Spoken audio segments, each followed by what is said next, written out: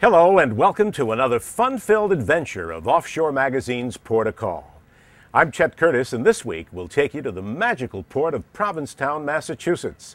It's a colorful journey that'll take us through the Cape Cod Canal and on to Provincetown, where we'll visit the shops and boutiques, observe local festivals, enjoy a sunset clam bake on the beach, and travel the magnificent wind-carved sand dunes of Cape Cod's national seashore. It's all this and more on Port of Call, where it's recreational boating at its very best.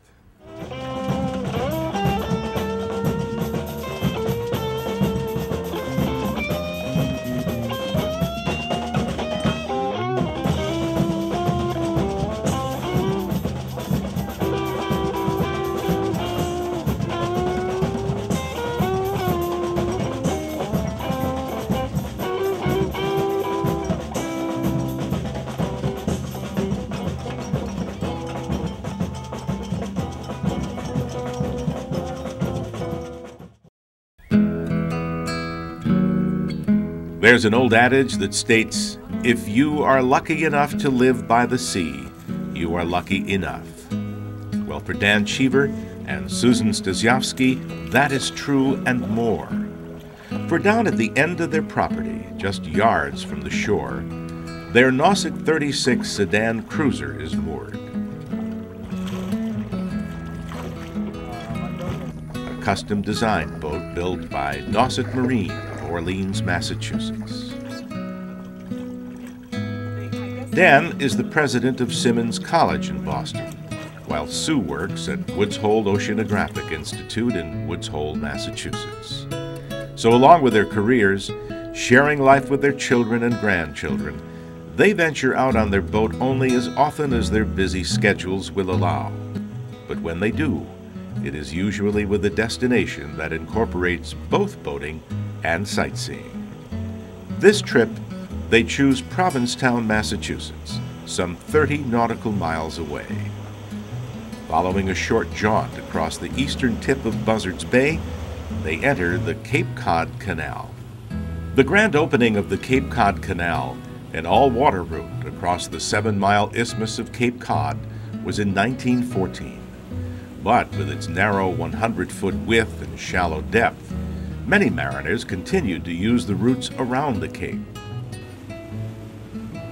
As a result, tolls did not live up to expectations, and the Cape Cod Canal became a losing proposition. The canal was then purchased by the U.S. government in 1928.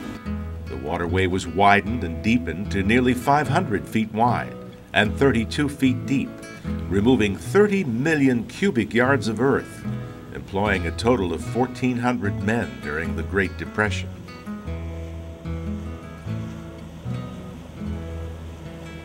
By 1940, the completed Cape Cod Canal represented the widest sea-level canal in the world. Ship traffic could safely transit the waterway, and today, over 20,000 vessels of all types use the canal annually. I've been on the water for 60 years. I grew up spending summers on Buzzards Bay and sailing mostly, and then as a young adult and then a middle-aged man had sailing cruising boats, then moved to a power boat about 3 years ago.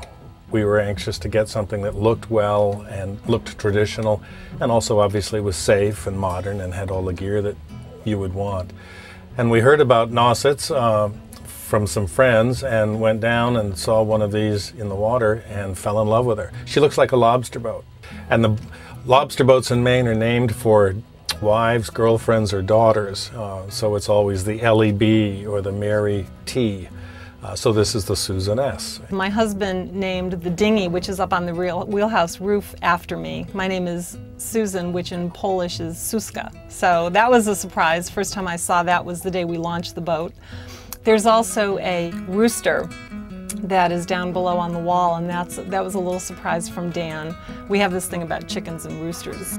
There's some touches that we like, tiles, one set of tiles that look like shorebirds along the coast where the waves meet the sand. You have plovers and sandpipers. And then there's another set of tiles that are seabirds, terns diving for bluefish and so forth. So Nauset was very accommodating about the things that we wanted like that to do. So if you look around inside, it actually looks a bit as though you're inside a sailing vessel. There's a lot of wood, a lot of teak, there are brass lamps. That's what you'd find on a big sailing vessel. So we have the best of both worlds. We were coming across the bay and we saw this blue and white image over to the port of the boat. We didn't really know what it was, and we looked through the binoculars and saw that it was a bunch of helium balloons. And when Dan and I have been on the boat before, we found trash and various other things, and we always try to stop and pick it up. And balloons like that in particular, marine life can try to eat them, and it's a real mess. When looking down on Massachusetts, it appears to be flexing its arm like a muscle man showing off his bulging bicep. At the very tip of its hand, you can see a hooked finger beckoning all to a very special sanctuary by the sea. This is Provincetown. Provincetown has always been a place of refuge. In fact, the Pilgrims first settled on these shores and stayed here for some time before they journeyed to their final landing spot in Plymouth. Perhaps they would have stayed in Provincetown were it not for a shortage of fresh drinking water and suitable land for farming. Aboard seagoing vessels from afar, or trains and motor vehicles from across the land, thousands have come to these sandy shores.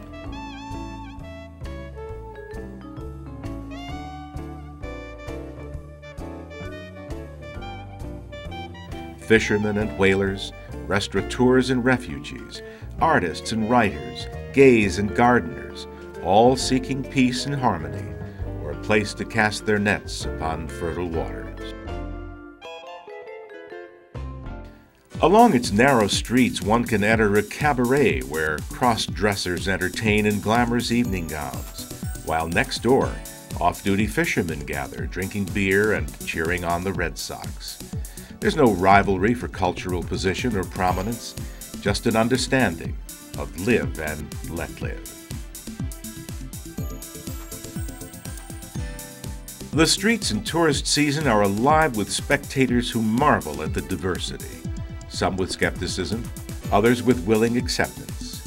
It's a lively town, where music permeates the air both night and day, and the aroma of food cooking from the dozens of restaurants along Commercial Street changes from block to block. No other town in the Northeast rivals the quilt-like tapestry of culture that is known as Provincetown, a welcoming hand at the end of the arm.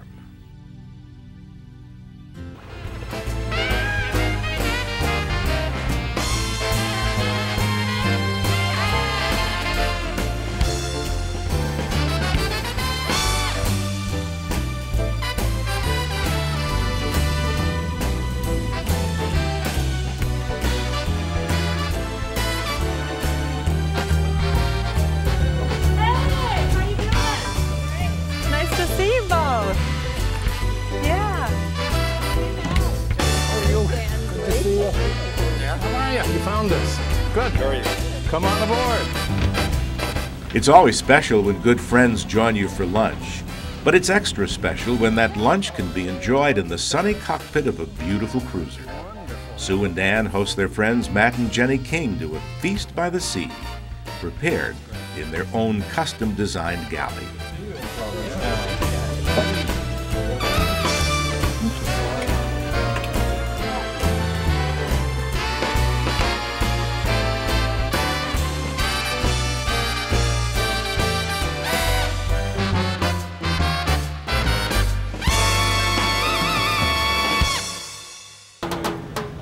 There's a certain rhythm to the street, and even traffic controllers can get caught up in the spirit. Dan and Sue, along with their friends, the Kings, are no exception as they navigate this carnival of delights. Commercial Street is the main street of Provincetown. It runs for 3 miles from east to west along Provincetown's waterfront area. It's a collage of sounds, smells, sights, and surprises. From homemade fudge to fine art to tie-dye clothing, it's here for the taking. Oh, it's a large. Well, find it in your size. That's sort of cute. I think that's cool. Very cute. You know what? Definitely. It's you. Tourists and day trippers walk side by side with natives from all walks of life. Fishermen and businessmen, magician and musician. They all come to Commercial Street. Thanks a lot. Thank you. That sounds great.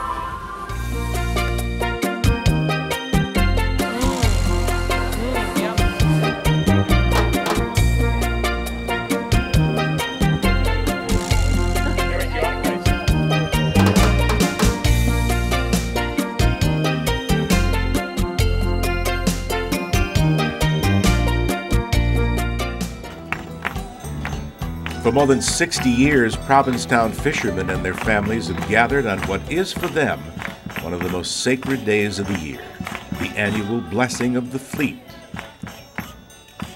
The festival begins with a solemn mass held at St. Peter's Church in the center of town, and is followed by a musical and colorful parade through the streets of Provincetown to Macmillan Pier, where the blessing will take place.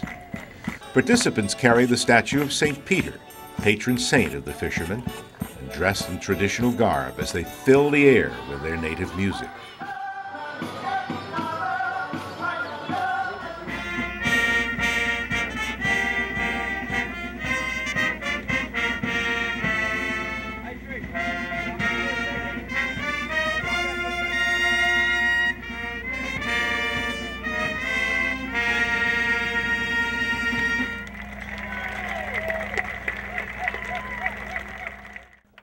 Bishop George W. Coleman of the Fall River Diocese, which includes Provincetown, officiates at the festivities and bestows his sacred blessing on all boats that join the procession and pass beneath him.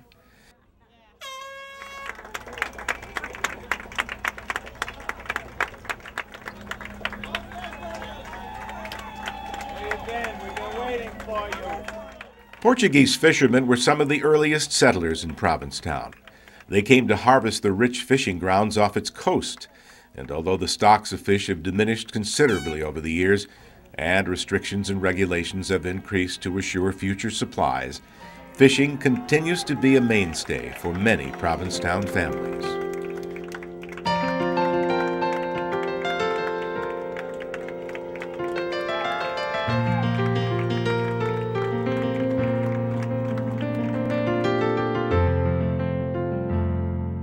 This is a time for celebration and prayers for a safe and fruitful fishing year to follow.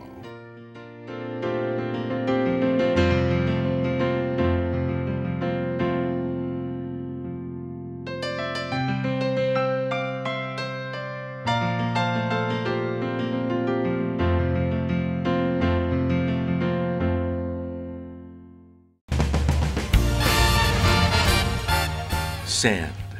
Hills of sand, sand as far as the eye can see. Known as the Province Lands area, the sand dunes of Cape Cod have inspired writers, poets, and artists for more than a century. The windswept dunes, warm colors of tan, beige, and ochre, contrast with the deep blue and black of the neighboring sea, and the solitude and vastness is fodder for the imagination. The primitive dune shacks and beach retreats foster creativity and continue to inspire artists of all types. The Cape Cod National Seashore was created in 1961, and it was due to the efforts of John F. Kennedy and a Massachusetts senator by the name of Everett Saltonstall. And these two guys got together and helped to create a protected coastline from Provincetown to Chatham. They saved about approximately 44,000 acres. So the whole entire coastline is protected, so no high-rise condos or apartment buildings can ever be built along our coast.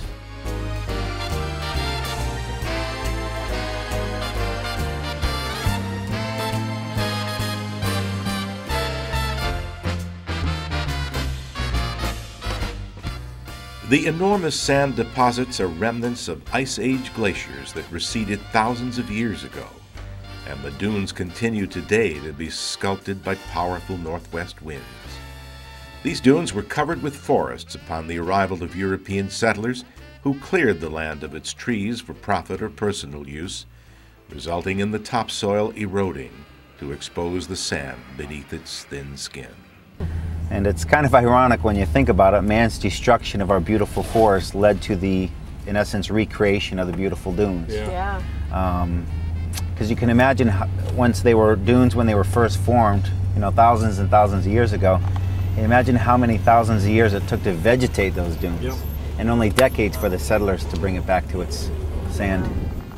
In the 1800s, efforts to stabilize the dunes began, and the National Park Service has continued beach grass planting since 1961, when the Cape Cod National Seashore was created. Look at these bags of lobsters. Oh my God, that's wonderful. Thank you. Thank you very much. Eat fast. Doesn't that look fabulous? Yeah, hustle up. You might want to like start with your clams and mussels, because your lobster, your chowder, and your potatoes will stay hotter the longest, since it's a little chilly out here. Nothing could be more perfect after a day at sea, touring and shopping in town, than a good old-fashioned New England clam bake on the beach, courtesy of Art's Dunes Tours and Clem and Ursi's restaurant.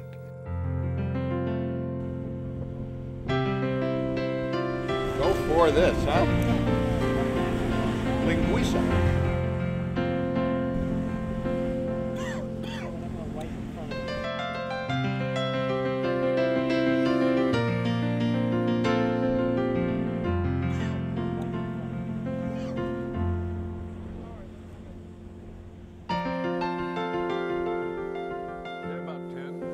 I'm trying this chowder. Have you tried it yet, Sue?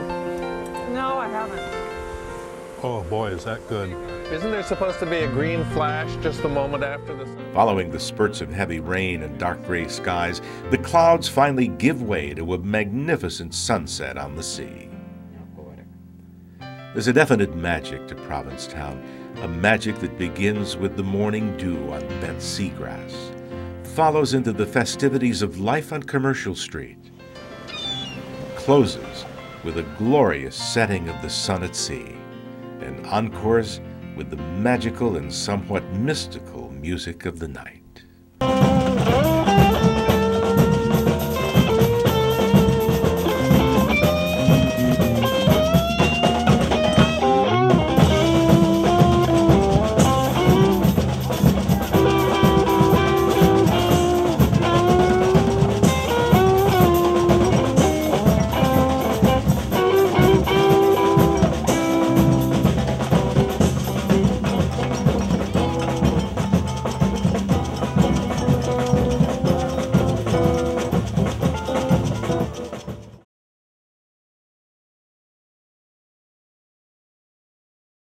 We hope that you've enjoyed this edition of Port of Call as much as we did bringing it to you, and that you'll join us every week as we journey by boat in and out of some of the most interesting seaports the Northeast has to offer. I'm Chet Curtis for Offshore Magazine's Port of Call, recreational boating at its very best.